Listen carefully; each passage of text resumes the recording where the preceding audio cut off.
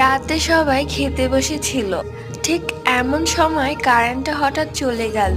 অনেকক্ষণ যাবৎ বসে আছি, কারেন্ট আসার নামই নেই। তাই আমি উঠে আমার হাজবেন্ডকে মাথায় একটা ঠুয়া মেরে ঘরে চলে আসি। ঘরে এসে আমার চোখ কপালে উঠল। আমার হাজবেন্ড ঘরে শুয়ে শুয়ে ফোন টিপছে। তাহলে আমি কাকে ঠুয়া মারলাম? এরই মধ্যে ডাইনিং রুম থেকে হইচই পড়ে গেল। আমার শ্বশুর বলছে কে যেন তার মাথায় ঠুয়া মেরেছে। এই নিয়ে ওই ঘর থেকে চিল্লাচিল্লির শব্দ আসছে। আমি আর আমার হাজবেন্ড উঠে ওই ঘরে গেলাম। আমার এত সাহস ছিল না সত্যিটা বলার। পরদিন সকালে একটা ওঝা নিয়ে এসেছে বাসায় ঝাড়ফুঁক করার জন্য। রাতের বেলা কোনো ভূত নাকি তাকে থাপ্পড় মেরেছে।